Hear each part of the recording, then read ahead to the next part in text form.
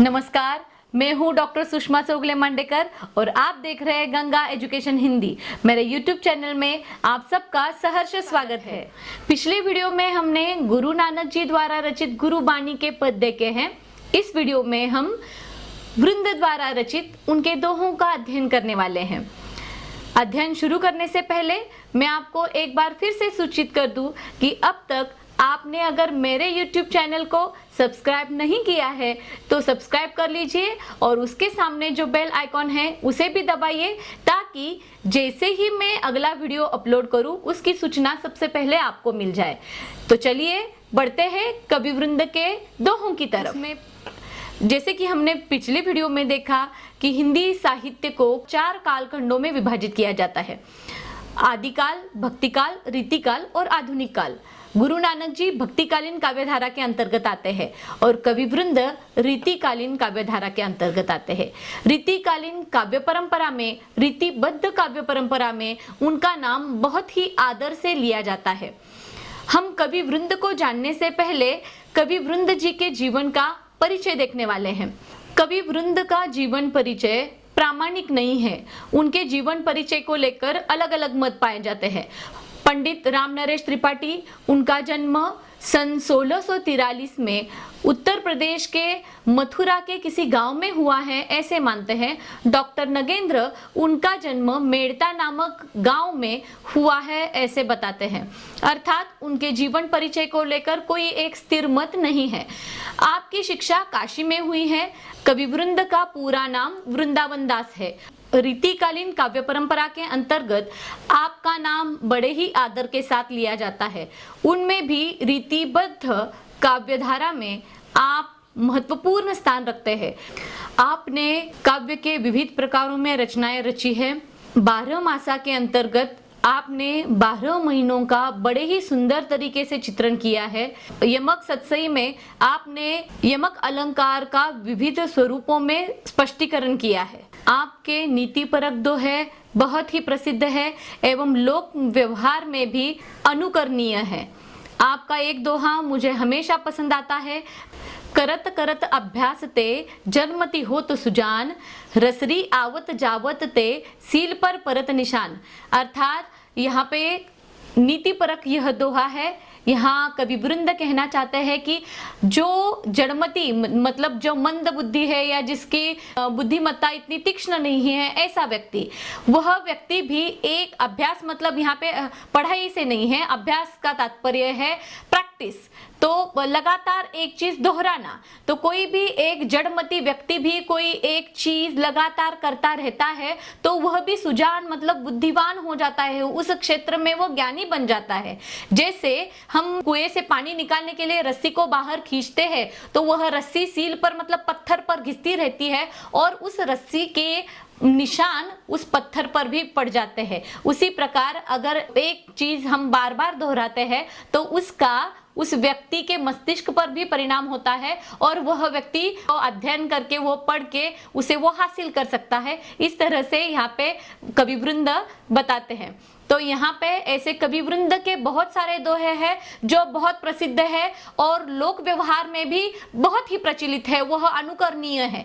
तो इस दृष्टि से आगे जो हमारे पाठ्य पुस्तक में जो दोहे दिए हैं वह भी नीतिपरक दोहे हैं और उनका भी हम अध्ययन करेंगे तो अपने जीवन में लागू करने पर हमें वो उसका लाभ ही होने वाला है। आपकी भाषा बहुत ही सहज, सरल एवं लोक भाषा से जुड़ी हुई है। आपकी भाषा में अवधि एवं ब्रज के शब्द अधिक मात्रा में पाए जाते हैं।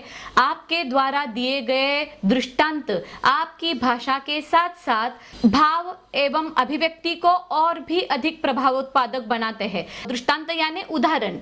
इनकी एक खासियत है, उनके पहले 2 चरण में जो नीति है वह बतानी है उनको और दूसरे 2 चरणों में वह कोई ना कोई एक उदाहरण बताते हैं। जैसे मैंने अभी बताया था, करत करत अभ्यास जड़मति हो तो सुजान, यह जो चरण है वह नीति परक है, लेकिन बाद में उन्होंने रसरी आवत जावत है यह जो बताया वह उदाहरण है। जैसे कि हम कोई एक कुएं से रस्सी अगर पानी निकालने के लिए हम बार बार इस्तेमाल में लाते हैं तो उस रस्सी के निशान भी उस पत्थर पत्थर पर पड़ जाते हैं, यह उदाहरण है। तो वह उनके पहले चरण में आने वाले भावार्थ को भी अधिक और दृढ़ बनाते हैं। वैसे हमारे इस पाठ्य पुस्तक में दिए हुए दोहे हैं, उनमें भी यही बात है।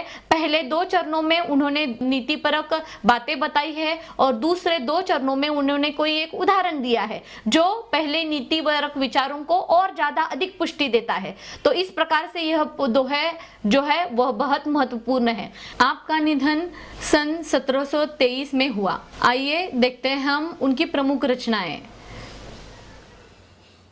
वृंद की प्रमुख कृतियां वृंद सत्सई, समेत शिखर छंद, भाव पंचाशिका, पवन पचीसी, हितोपदेश संधि, यमक सत्सई, वचनिका, सत्य स्वरूप। वृंद के दोहों का अध्ययन करने से पहले दोहा आखिर होता क्या है यह पहले हम जान ले। रीतिकालीन काव्य परंपरा में दोहा अत्यंत लोकप्रिय छंद रहा है। रीतिकालीन काव्य परंपरा के अंतर्गत दोहा छंद का महत्वपूर्ण स्थान रहा है। रीतिकालीन कवियों का दोहा यह प्रिय छंद रह चुका है। दोहा अर्धसम मात्रिक छंद है। इसमें 4 चरण होते हैं। हर चरण के अंत में लघु मात्रा रहती है।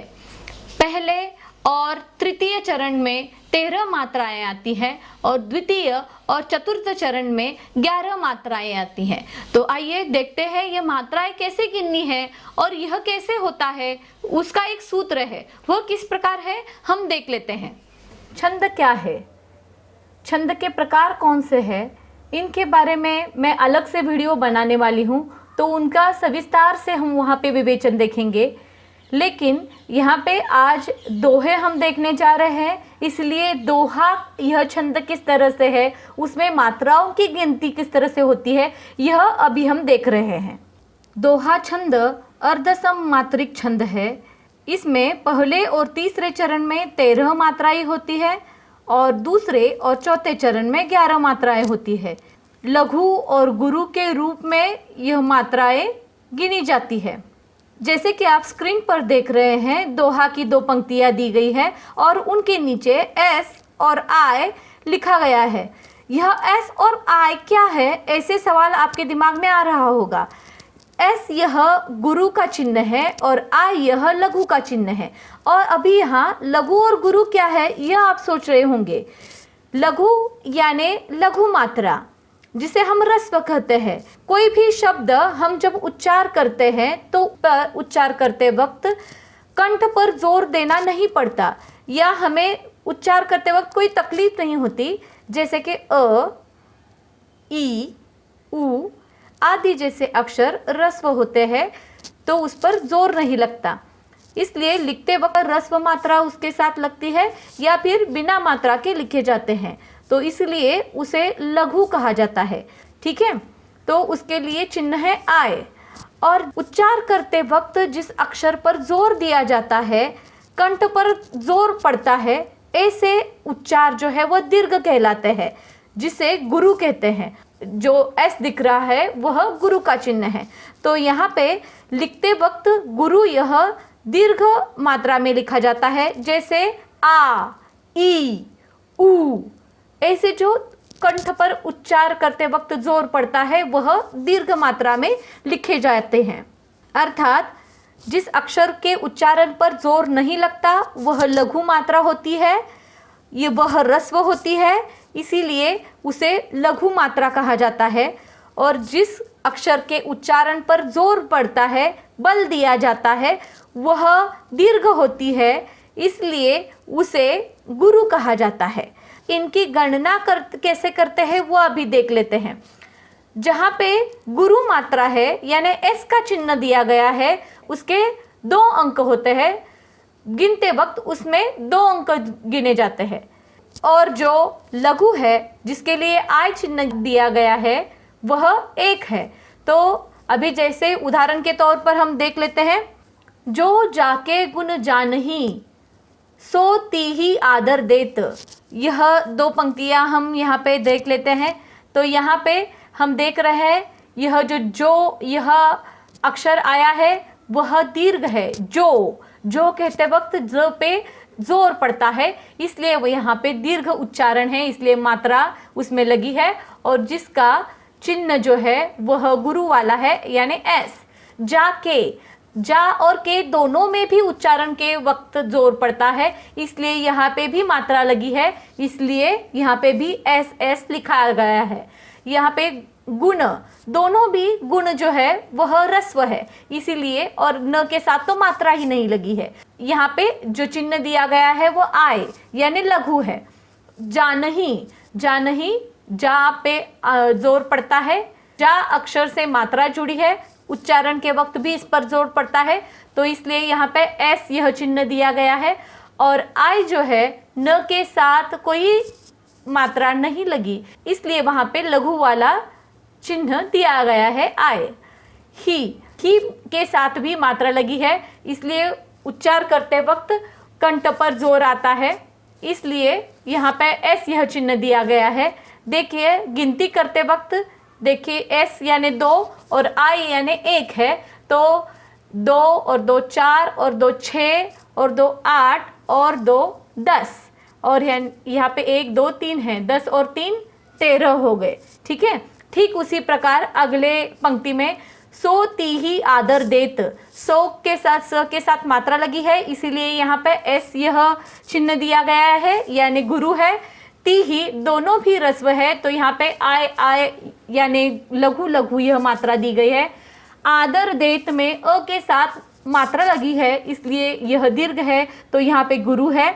और द और र यह दोनों भी कोई मात्रा नहीं लगी, तो यहाँ पे जो चिन्ह है वो आय दिया है, यानी लघु है। देत में द के साथ फिर से मात्रा लगी है, तो यहाँ पे जो चिन्ह है वह दिया है एस यानी गुरु। और त के साथ कोई मात्रा नहीं लगी, इसीलिए ये चिन्ह दिया गया है आय यानी लघु। तो इनकी गिनती करते हैं, तो देखिए 2 और 2 4 और 2 6, और यहाँ पे 1 2 3 4 5, 5 और 6 11, तो इस प्रकार गिनती होती है।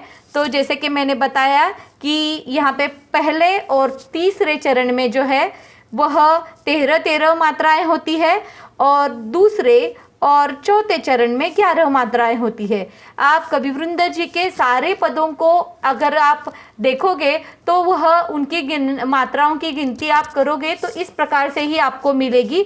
यहाँ पे एक और बात आपको सूचित करनी है, आप परीक्षा में लिखते वक्त अगर ह्रस्व दीर्घ की गलतियां करोगे तो मात्राओं की गिनती अलग आ सकती है, इसलिए बड़े ही ध्यान से वर्तनी को देखते हुए उचित तरीके से आप लिखोगे तो सही ढंग से गिनती आपको आ जाएगी। पहले और तीसरे चरण में 13 और दूसरे और चौथे चरण में 11 मात्राएं आ जाती है। ठीक है, तो गिनती के लिए वर्तनी पर ध्यान देना बहुत ज़्यादा ज़रूरी है, ह्रस्व दीर्घ की गलतियां बिल्कुल नहीं करनी है। ठीक है, तो इसी के साथ हम आगे बढ़ते हैं। कविवृंद के दोहे हम देखते हैं, वह हर दोहे आप देखते वक्त यहाँ पे इस प्रकार से गिनती करके देख सकते हो। ठीक है, वृंद के दोहों की शुरुआत करने से पहले हम उनका संक्षेप में परिचय देख लेते हैं। प्रस्तुत दोहों के अंतर्गत कविवृंद ने बहुत सारी नीतिपरक बातों की सीख हमें दी है, उनको हमने अपने जीवन में लागू करना जरूरी है। वह पहले दोहे में कहते हैं कि ज्ञान रूपी जो धन है वो जितना खर्च करोगे उतना बढ़ता जाएगा, अगर खर्च नहीं करोगे तो वो घटता जाएगा और अंत में उसका हो जाएगा। उसके बाद वह कहते हैं कि हमारी आंखें जो है वह अपने मन का छल कपट अच्छी बुरी सारी बातों का किस तरह आईने के रूप में बखान करती है, वो हमें किस तरह से बताती है, इसके बारे में उन्होंने विवेचन किया है। उसके बाद वह अगले दोहे में कहते हैं कि किस तरह से हमें अपनी चद्दर देखकर ही पैर फैलाने चाहिए, अपनी क्षमताओं को ध्यान में रखकर ही कोई भी कर्तव्य करना चाहिए। अगले दोहे में वह बताते हैं कि मनुष्य के सद्गुणों से ही उसको आदर मिलता है। अगले दोहे में वह बताते हैं कि किस तरह मनुष्य व्यवहार में अगर कपट लाता है तो उसका व्यवहार डूब जाता है, इसलिए व्यवहार में कपट लाना बुरी बात है। अगले दोहे में वो बताते हैं कि मनुष्य ने अगर बुरे लोगों से संगत की तो कीचड़ उनके ऊपर ही उड़ने वाला है, तो अच्छा है यही होगा कि अच्छे लोगों के साथ संगत बनाए रखिए। तो इस तरह से कविवृंद ने इन सारे दोहों में बहुत ही जीवन से जुड़ी हुई, जीवन के लिए उपयुक्त बातें हमें सिखाने की कोशिश की है। तो आइए बढ़ते हैं कविवृंद के दोहों की तरफ।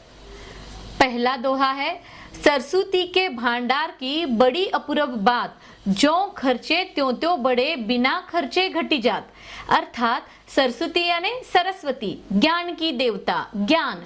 तो सरस्वती का भांडार यानी ज्ञान का भांडार। ज्ञान का भांडार यह एक ऐसा भांडार है जिसकी एक अपूर्व बात है, मतलब अनोखी ऐसी एक बात है कि कोई भी धन हम खर्चते हैं तो वो कम होता है, लेकिन यह ज्ञान रूपी भांडार जितना हम खर्च करते हैं उतना वो बढ़ता ही जाता है। क्योंकि ज्ञान एक व्यक्ति अगर दूसरे व्यक्ति को देता है तो उसके पास वह ज्ञान चला जाता है, वह व्यक्ति और दो लोगों को वह ज्ञान बताता है तो वह और दो लोगों के पास चला जाता है। इसलिए ज्ञान हम जितना बांटते जाते हैं वह उतना ही बढ़ता जाता है, लेकिन हम बांटना बंद कर दे तो वो वहीं पे खत्म हो जाता है, या वो उस व्यक्ति के साथ ही वहां पे वो समाप्त हो जाता है। समझो मुझे गणित अच्छे तरीके से आता है, अगर यह गणित करने की कला मैंने दूसरे व्यक्ति को नहीं सिखाई तो वह ज्ञान मुझ तक ही सीमित रह जाएगा। वह कला हम दूसरों को सिखाते हैं तो वह ज्ञान उन तक भी पहुंच जाएगा और वह ज्ञान बढ़ता जाएगा। लेकिन अगर मैंने ये किसी को नहीं बताया तो वह कला मेरे साथ ही खत्म हो जाएगी। इसलिए ज्ञान का भांडार एक ऐसा भांडार है, हम उसे जितना खर्च करेंगे उतना वो बढ़ता जाएगा, अगर नहीं करेंगे तो वही वो समाप्त हो जाएगा। हर व्यक्ति ने अगर ऐसे सोचा होता कि मेरा ज्ञान सिर्फ मेरा हो, किसी और का ना हो, तो आज इस दुनिया में ज्ञान रूपी भांडार और विकसित नहीं हुआ होता। आज हम देखते हैं, हम इंटरनेट के जमाने के छात्र हैं, इस भूमंडलीकरण के युग में हम जीते हैं, तो ज्ञान के चारों ओर कितनी दिशाएं फैली हुई है और इन दिशाओं में अलग अलग ज्ञान के भांडार हमें बाहें खोल कर हमारा स्वागत करते हुए दिखाई दे रहे हैं। वो किनकी बदौलत हुआ है? जिनकी बदौलत जिन्होंने अपने ज्ञान को दूसरे तक पहुंचाया और वह लिखित रूप में या अभी सॉफ्ट कॉपी जिसे हम कहेंगे उसके रूप में पूरी दुनिया तक फैलाया, इसलिए वो ज्ञान चिरकाल हो गया, वो और आगे बढ़ता जाएगा। लेकिन उन लोगों ने वैसे नहीं किया होता तो ज्ञान उन तक ही सीमित रहता, तो हमें इस पूरे विश्व का ज्ञान नहीं मिल पाता। इसीलिए ज्ञान रूपी भांडार को हमेशा बांटना चाहिए। जो कला हमें आती है, जो हमारे पास ज्ञान है, वो दूसरों को देना चाहिए। संकुचित विचार नहीं करना है, हमने खुले दिमाग से सोचकर हमें जो आता है वो दूसरे को सिखाने की कोशिश करनी चाहिए, जिससे यह ज्ञान रूपी भांडार हम खर्चते जाएंगे और उसमें और ज्यादा बढ़ोतरी होती जाएगी। वो हम तक ही सीमित नहीं रहेगा, वो कभी खंडित भी नहीं हो पाएगा।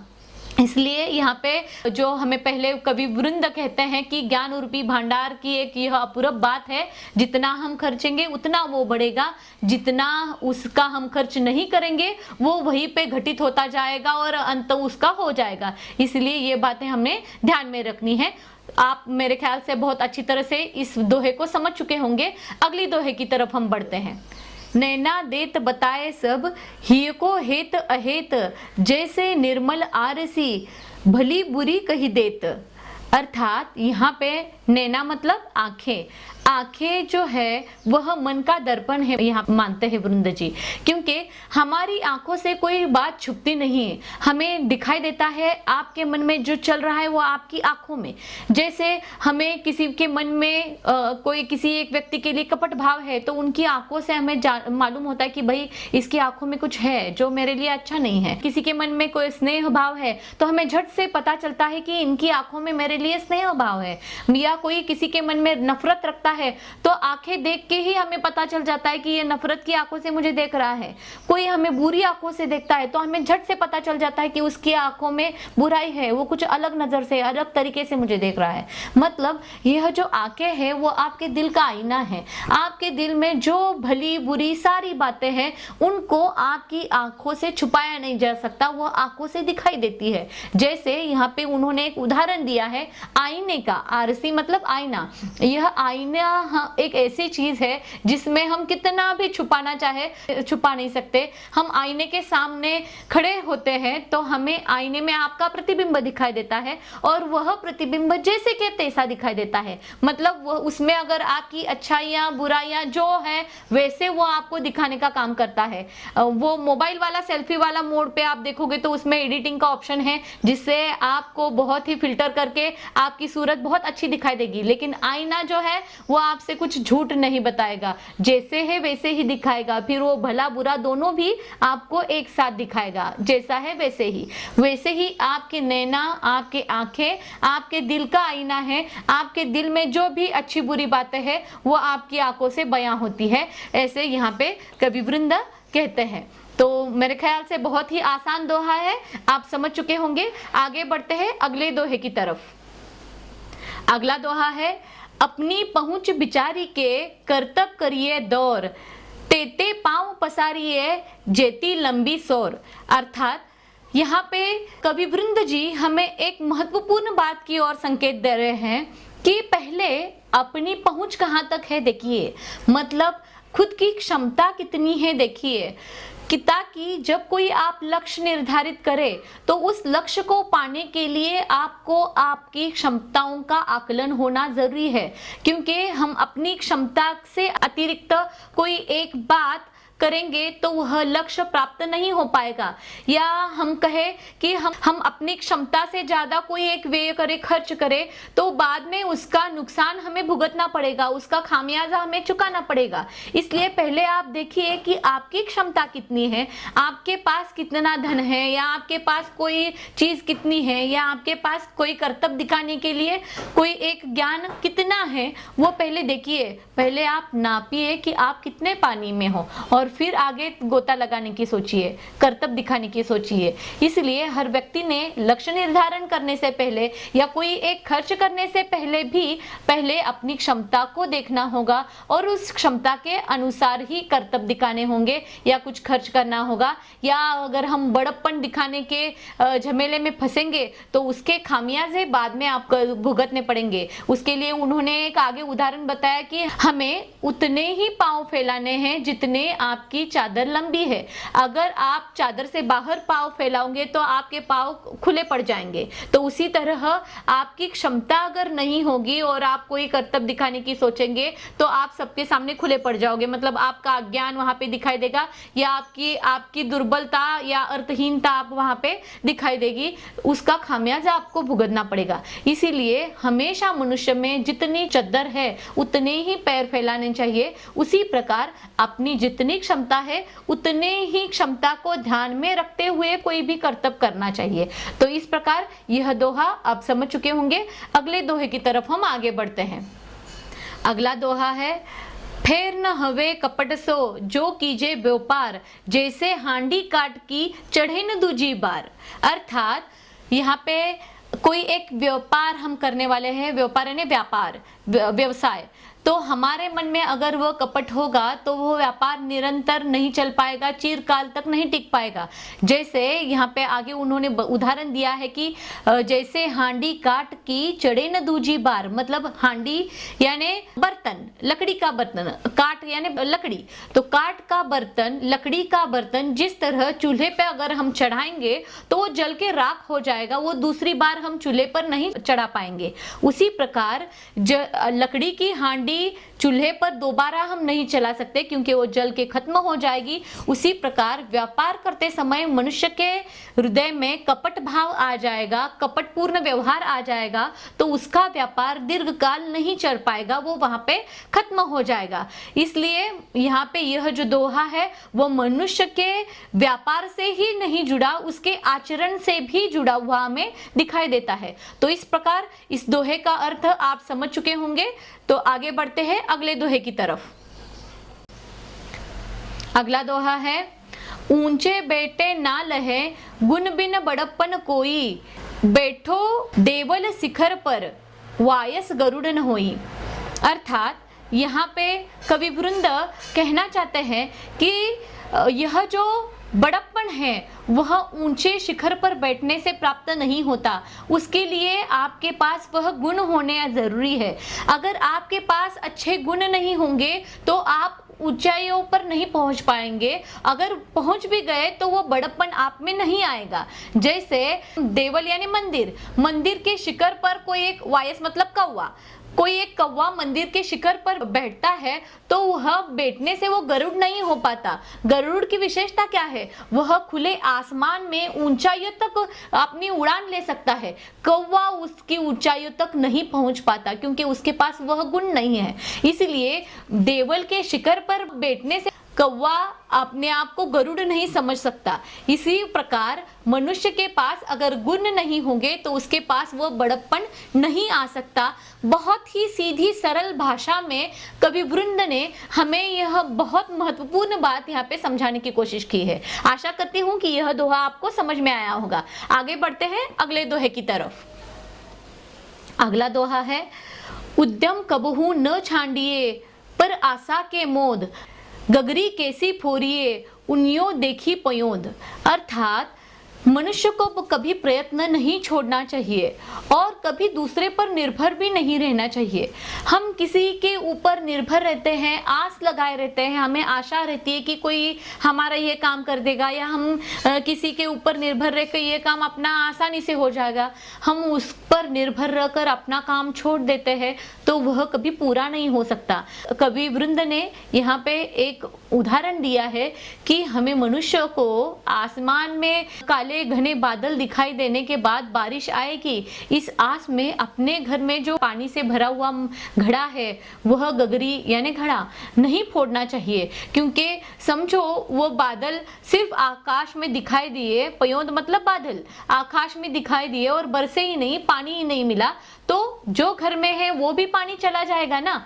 इसीलिए कभी दूसरों पर निर्भर रहकर या किसी आस को ध्यान में रखते हुए कोई एक मेरा काम बन जाएगा या बन रहा है, ऐसे नजर आने पे मनुष्य ने कभी अपना काम या कभी अपने प्रयत्न छोड़ने नहीं चाहिए, निरंतर प्रयत्नशील रहना चाहिए। अगर हम प्रयत्न करते रहेंगे तो अपने आप आपका काम बन जाएगा, लेकिन किसी एक पर निर्भर रहकर या कोई एक आस लगाए हुए हम अपने प्रयत्न छोड़ देंगे तो बैठे बिठाए आपका काम नहीं होगा। जैसे कि आसमान में बादल दिखने पर हम घर में पानी से भरा हुआ घड़ा अगर हम फोड़ देते हैं तो वह पानी भी जाया हो जाएगा, जिसका आपको कोई उपयोग नहीं होगा, और बारिश नहीं आई तो पानी भी नहीं मिलेगा।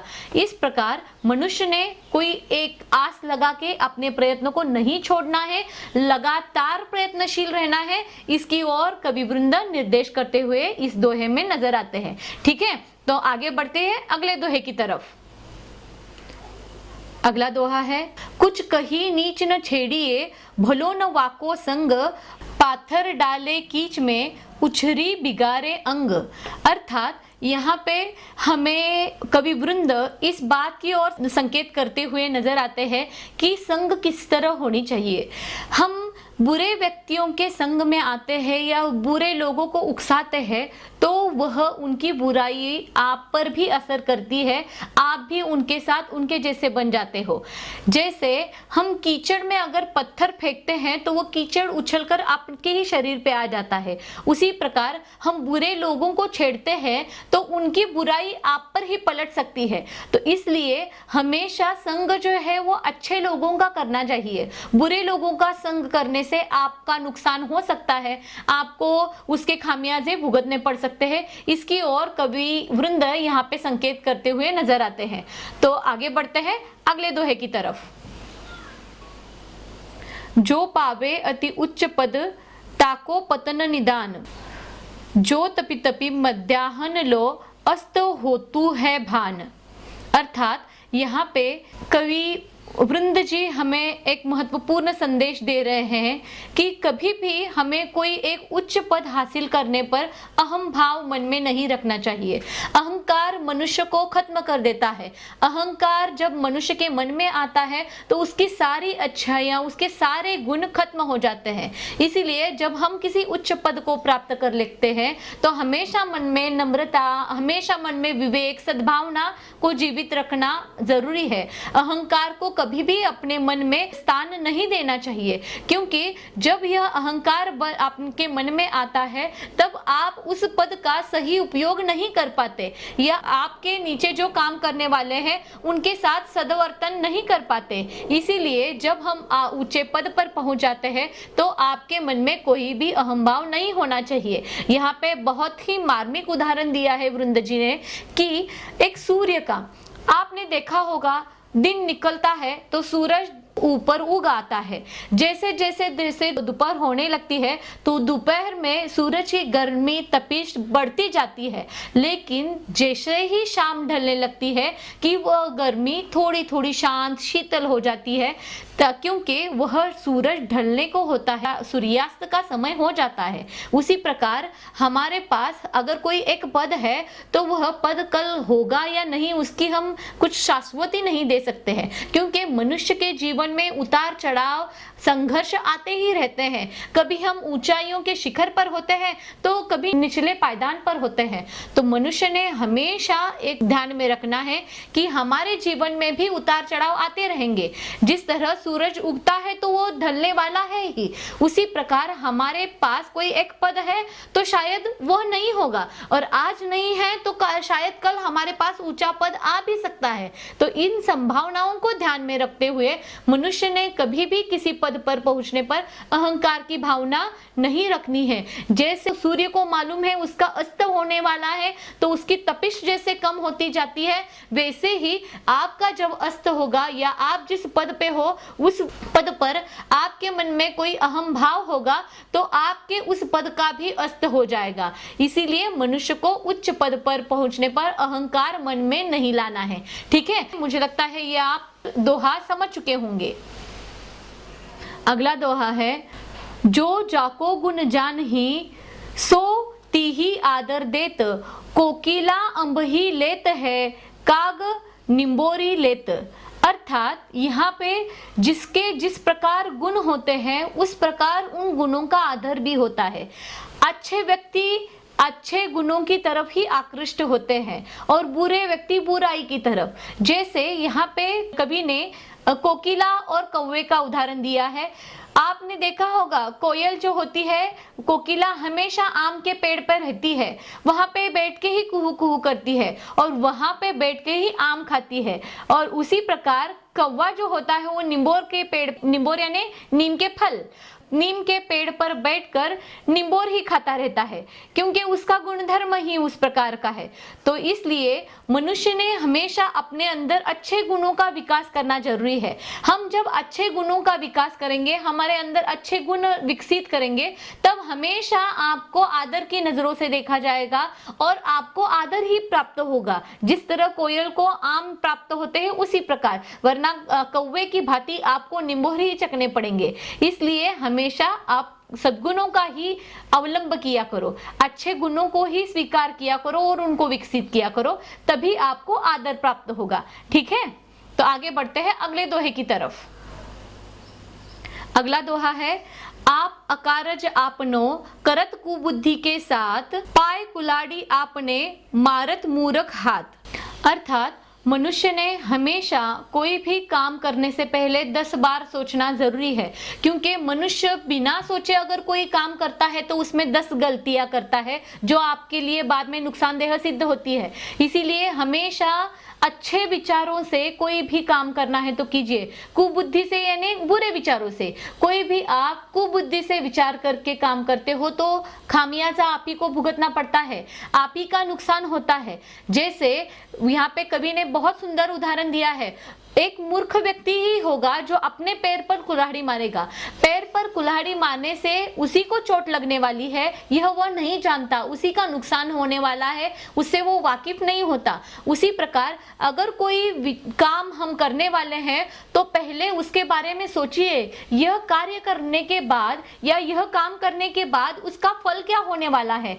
कहीं आपको उस काम से कोई नुकसान तो नहीं होने वाला, यह 10 बार सोचिए और अच्छे विचार से ही प्रेरित होकर कोई भी काम कीजिए। जब तक आप कोई भी काम बुरे विचारों से करोगे नुकसान होना ही है, लेकिन अच्छे विचारों से या विचार पूर्ण करने के बाद कोई एक काम करोगे तो नुकसान से बचोगे। इसीलिए कोई भी काम आपको अगर करना है तो वो काम करने से पहले आपको 10 बार सोचना है कि उसमें आने वाली रुकावटें क्या है, उससे किसी का नुकसान तो होने नहीं वाला ना, या उससे आपका भी कोई नुकसान नहीं होने वाला। इन बातों के बारे में आप सोचिए और उसके उपरांत ही आप वह कार्य कीजिए जिससे आपका नुकसान नहीं होगा, आपका जो काम है वो सफल हो जाएगा।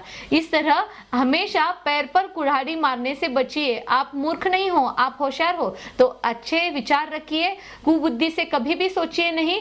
हमेशा अच्छे विचारों के साथ ही कोई भी काम कीजिए तो सफलता आपके कदम चूमेगी। ठीक है, तो आगे बढ़ते हैं अगले दोहे की तरफ।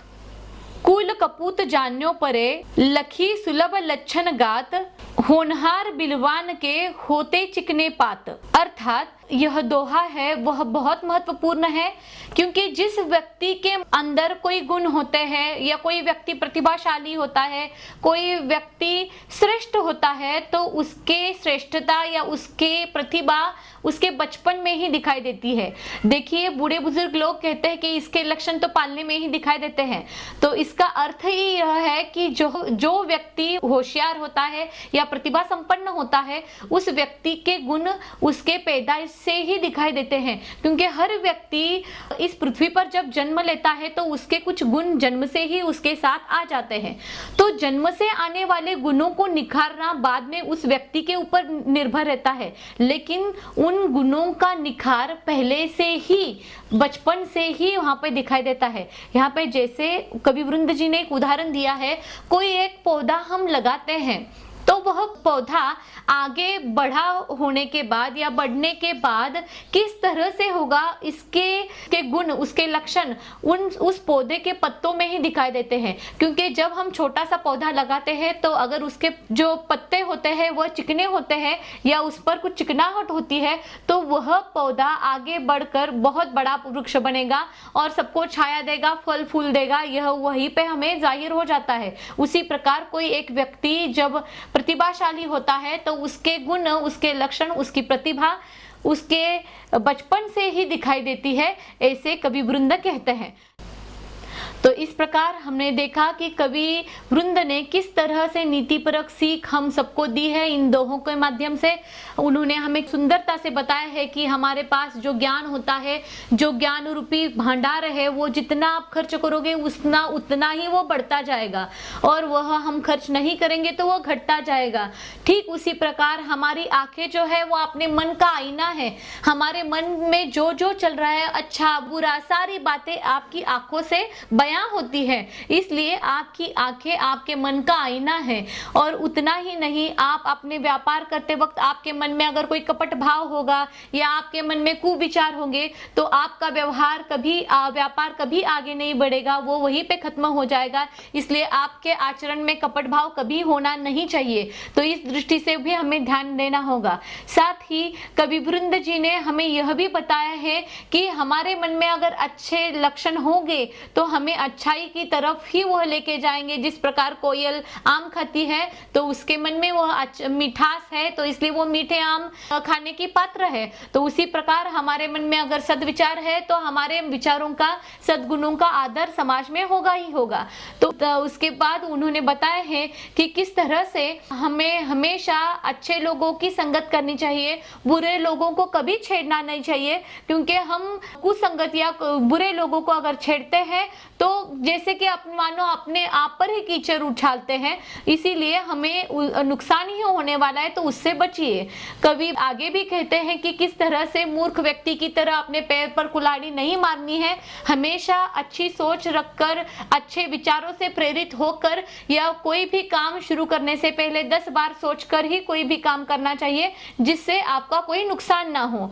और हमेशा एक चीज ध्यान में रखिए कि कभी भी बड़प्पन आपको ऐसे ही नहीं मिलता या ऊंचे शिखर पर बैठने से नहीं मिलता, क्योंकि जिस मंदिर के शिखर पर कौवा बैठने से वो गरुड़ नहीं बन जाता। इसलिए हमेशा एक चीज ध्यान में रखिए, गुणों से आपका आदर होता है, ना कि बड़प्पन दिखाने से। और इसलिए मनुष्य को पहचानना भी आना चाहिए कि लोगों को किस तरह से लोग हैं, क्योंकि प्रतिभाशाली व्यक्ति के या अच्छे लोगों के विचार जो है या उनकी अच्छाई जो है या उनकी प्रतिभा जो है वह उनके बचपन से ही दिखाई देती है, उनके गुणों से वह परिचित होते हैं। उसी प्रकार हमने यह सोचना है कि आपके साथ जो व्यक्ति है वो किस प्रकार का व्यक्ति है, आप उसे जानिए और उन्हीं के साथ संगत कीजिए जो आपके लिए अच्छे हैं।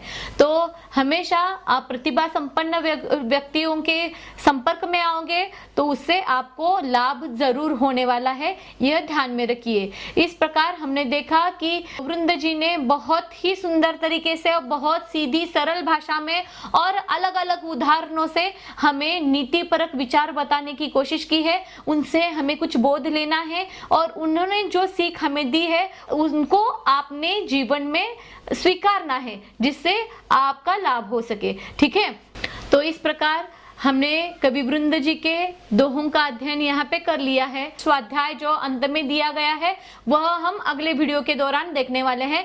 तब तक आप पढ़ते रहिए, और अगर आपको मेरा अध्यापन पसंद आ रहा है, मेरे वीडियोस अच्छे लग रहे हैं, तो लाइक करना मत भूलिए।